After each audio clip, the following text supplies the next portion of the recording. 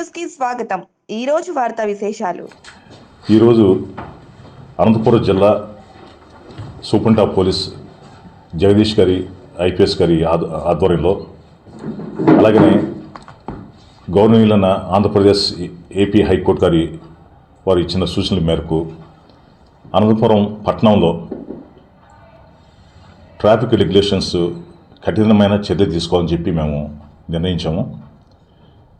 మెయిన్గా ఇక్కడ ఈ పట్టణంలో గమనిస్తే ట్రాఫిక్ అనేది ఎవరికారికి పాటించట్లేదు. ట్రిపుల్ రైడింగు, అదేవిధంగా ఆపోజిట్ రావటం, ఇరెగ్యులర్ పార్కింగ్ చేయటం, లైసెన్స్ లేకుండా పోవటం, ఇలాంటి ఎక్కువగా మేము ఐడెంటిఫై చేయడం జరిగింది. ఈ మధ్య రీసెంట్గా కొన్ని చోట్ల తీవ్రమైన ప్రమాదాలు జరగటం, చాలామంది చనిపోవడం జరుగుతూ ఉంది. వీటన్నిటిని దృష్టిలో పెట్టుకొని పబ్లిక్కి అవేర్నెస్ రావాలి, ప్లస్ ఈ ట్రాఫిక్ మంచిగా సక్రమంగా మన పట్టణంలో సిస్టమేటిక్గా పోవాలనే ఉద్దేశంతో కొన్ని చర్యలు తీసుకోవడం జరిగింది. ఏవైతే ఈ రోజు నుంచి అంటే ఇంతకుముందు చేస్తున్నాం, కానీ ఈ రోజు నుంచి కొంచెం కఠినమైన చర్యలు తీసుకోదలుచుకున్నాం. ఏమిటంటే సబ్జెక్టు మెయిన్, ఏదైనా వెహికల్ ఉంటే వారికి ఖచ్చితంగా డ్రైవింగ్ లైసెన్స్ ఉండాలి, అలాగే దానికి ఆర్సీ బుక్ సంబంధించిన డాక్యుమెంట్స్ అన్నీ ఉండాలి. అదొకటి. రెండోది, చాలామంది మైనర్లు తల్లిదండ్రులు ఎలవ్ చేస్తూ ఉన్నారు వెహికల్స్ నడపడానికి వితౌట్ లైసెన్స్.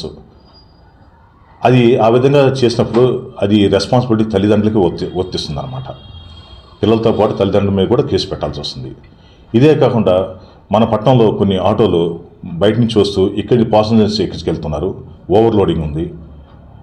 పరిమితికి మించిన ఎక్కువ మంది తీసుకోవటం, తర్వాత డ్రైవర్ పక్కన అటువైపు ఇటువైపు ఎక్కువ మందిని కూర్చోబెట్టుకోవటం.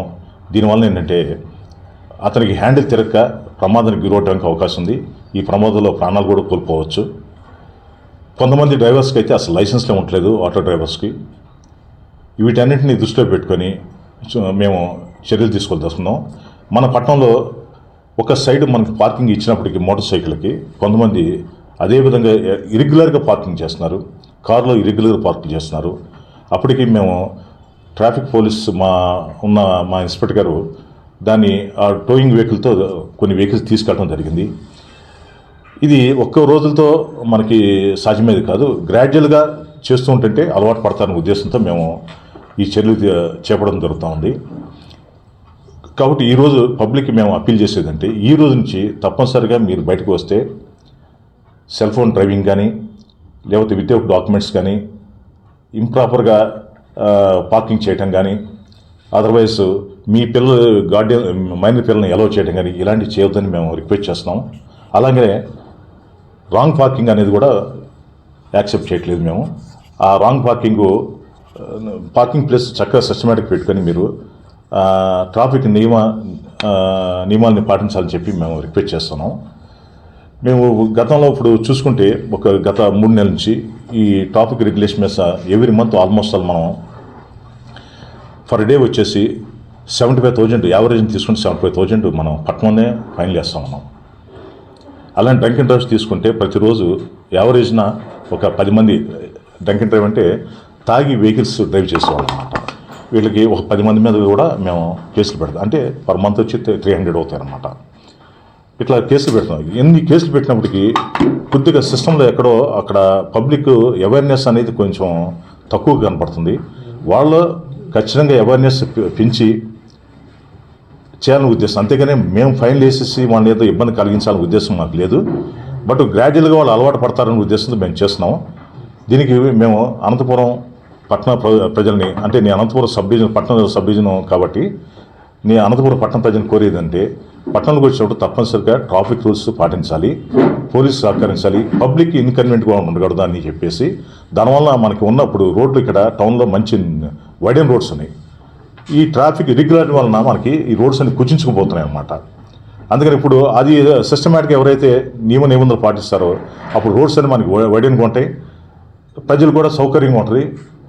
అందువలన పబ్లిక్ అసౌకర్యం కలిగించకుండా మంచిగా సిస్టమేటిక్గా ట్రాఫిక్ నిబంధనలు పాటించాలని చెప్పి కోరుతూ మేము ఈ రోజు నుంచి చెకింగ్స్ స్టార్ట్ చేస్తున్నాం. ఈ రోజు నుంచి ఎలాంటి ఎగ్జామ్షన్స్ ఉండవు. మైనస్ ఏదైనా వెహికల్స్ నడుపుతుంటే ఆ వెహికల్స్ తీసుకొచ్చి మా దగ్గర పెట్టుకొని వాళ్ళ పేరెంట్స్ పిలిపించి కౌన్సిలింగ్ చేసి వాళ్ళకి తగిన ఫైన్ విధించే పంపిస్తాం. అది తర్వాత ఇంకా నెక్స్ట్ ఏంటంటే డ్రంక్ అండ్ డ్రైవ్స్ మనకి ఈ మధ్య ఎక్కువగా కనపడుతున్నాయి. వాళ్ళ మీద ఇంకా స్ట్రింజెన్స్ యాక్షన్ తీసుకోవడం జరిగింది. ఈ మధ్య రీసెంట్గా మేము ప్రతిరోజు అట్లీస్ట్ ఒక 5 ఆటోస్ని మేము ఇరెగ్యులర్గా ఉన్న వాటిని మన మోటార్ ట్రాన్స్పోర్ట్ డిపార్ట్మెంట్కి పంపిస్తున్నాం. వారు వాటి నుండి పరిశీలించి కాస్త భారీ మొత్తంలోనే ఫైన్ విధించడం జరిగింది. దేనివల్ల అంటే వాళ్ళకి లైసెన్స్ లేకపోవటం, ఆర్సీ బుక్ లేకపోవటం, లేకపోతే ఈ ఇన్సూరెన్స్ పేపర్స్ లేకపోవడం, ఇవన్నీ జరుగుతూ ఉన్నాయి. కాబట్టి ఇవన్నీ దృష్టిలో పెట్టుకుని మేము పబ్లిక్ అప్పీల్ చేసేదంటే ట్రాఫిక్ నిబంధనలు పాటించి పట్టణంలో ఎలాంటి ఇబ్బందులు లేకుండా ప్రజలకు అవసరం కలిగించకుండా ఉండాలని చెప్పి కోరుతున్నాం. Thank you.